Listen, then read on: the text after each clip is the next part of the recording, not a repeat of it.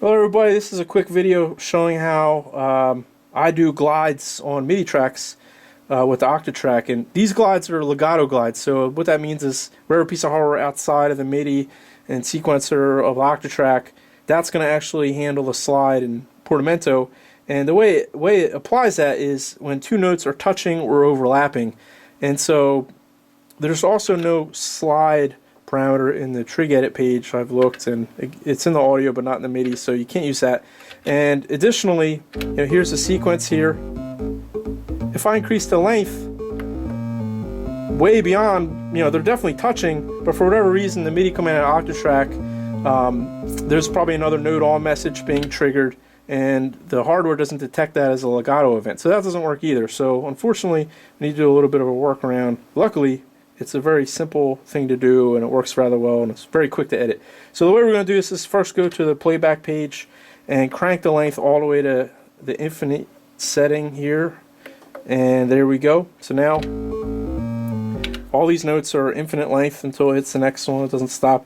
And so the next thing we need to do is go to the ARP page, and we're going to actually use the arpeggiator to do this because it has that legato function there. We're going to turn legato on, and here's what it sounds like, by the way.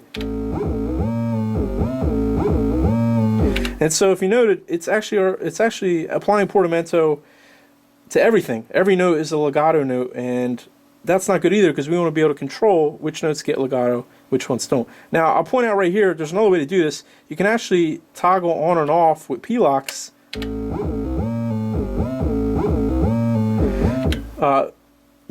this legato function and do it that way, although I prefer a slightly different way to do this because it's just a little faster. So we'll put that back to on, and again that's just a global setting now, no P-locks on that.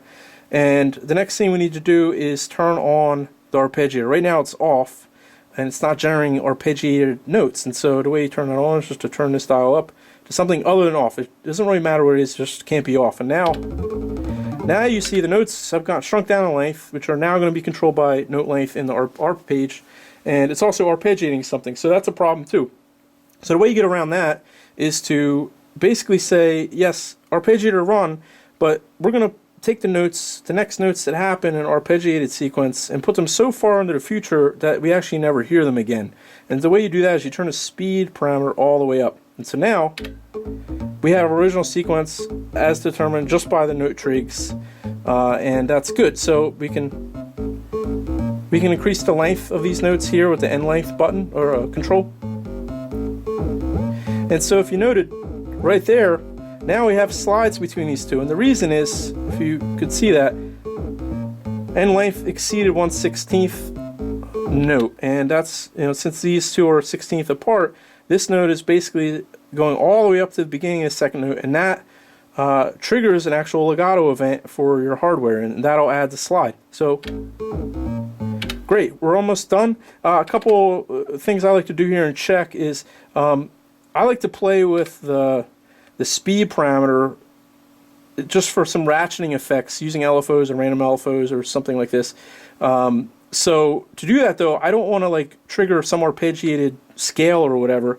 And so the way I kind of avoid that, especially when you're starting this, it's good to just have a kind of a generic template, and so you don't have weird things going on down the line when you start modulating parameters. I turn the length all the way down to 1, and I make sure the transposition is set to 0. And you want to do that anyway because otherwise you'll be out of key. So that's one thing you can do there. And then this note length, you just add P-locks to whatever you want to slide. Say we want to slide from here to here, we would add a P-lock and increase the note length for this trig here.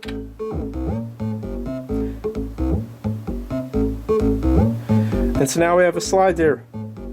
And I can add a slide from here to here. And by the way, you add the slide on the note ahead of the one you want to slide into. So I'll do it here. And so another little tip I can throw at you, and that's pretty much it, by the way. Another little tip that I do is I don't just kind of turn this up a little bit or measure out exactly the distance. Just dime this to infinity, and the benefit is it doesn't actually change anything because this note's already here. But what happens is when you remove notes, you don't lose the slide event. If, for example, I only set the end length from here to here, and I go and remove this note, Now the slide, it won't slide into this one because it's not long enough. If infinite, it'll go up to whatever the next note is, doesn't matter. Do you hear that difference? So that's actually fairly handy to do, and that's how you set up glides for the Octatrack there.